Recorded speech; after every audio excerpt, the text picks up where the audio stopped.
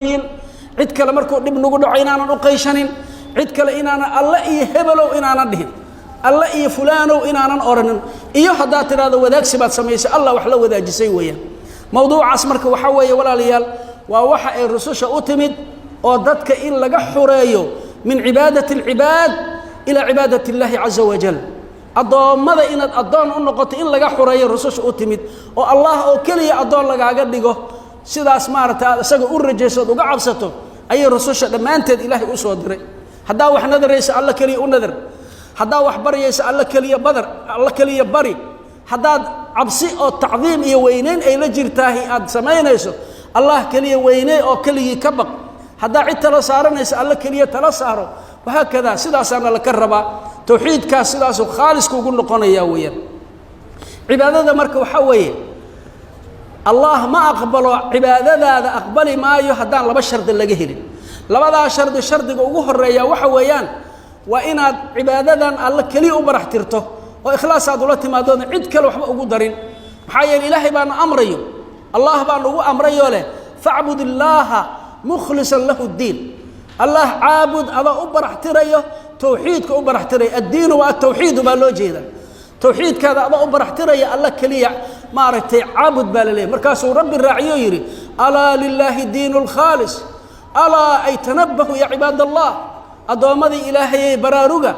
waxa way ad-din lillahi dinul khalis diinka baraxtiran oo saafiga ah iyo cibaadada iyo tawxiidka saafiga Allah ba iska leh cid kale leh ma jirto ay maartay Allah subhanahu wa ta'ala uu leeyahay way shardiga labaad waxa way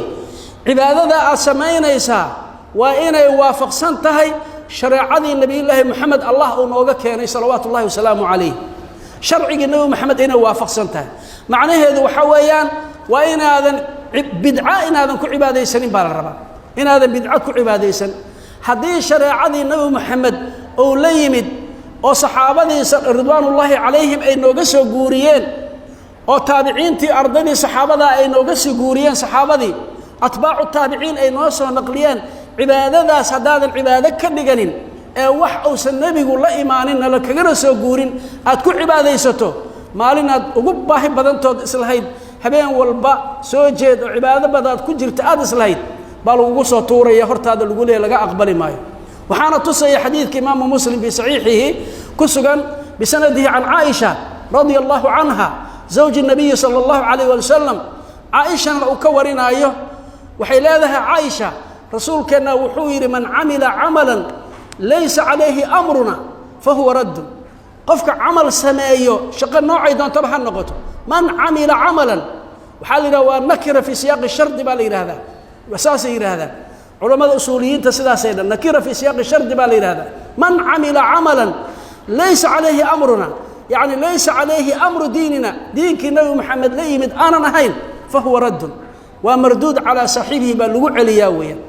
marka labada qodob Fudayl ibn Iyad yani sheekh la yiraahdo oo salafkeeni kamida markuu sharxayaahi labada shardiba wuxuu yiri ku soo koobay diinullaahi akhlasuhu wa aswabuhu diinka ilaahay oo labadaas ku kooban yahay waa kiisa ilaah loogu baraxtiro oo khaaliska ah iyo midka sawaabka oo nabi Muhammad lagu raaco maxaa yeelay wuxuu leeyahay hadii aad cibaadada la timid diinka la timid oo khaalis kaliya yahay oo Allah u baraxtirto laakiin aadan sawaab ka dhigin oo nabiga ku waafaqin lama aqbalo hadii oo sawaab yahay nabiga ku waafaqday laakiin ilaahay dartii aadan u sameynina la aqbali maayo hatta yakuna khalisan sawaba ila oo khalis noqdo oo sawaab oo noqdo weeyaan marka waxa la rabaa yaani waxa laga maarmaana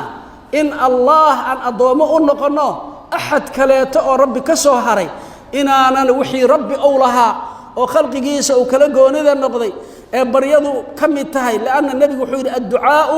huwa al-ibada baryadu waa cibaado weey ay kamid tahay tala saarashadu kamid tahay dib markuu kugu dhaco aad u qeyshato sida salaada aad rabbi u sujuuda ugu dhigaysa hadaadan u sameeynin waxa way amalkaada marduud buu noqonaya wala lagu soo celinaya weey waxay saxaabadii iyo nabi ilaahi Muhammad iyo dadkii salafu hadii umma ay ku guuleysteen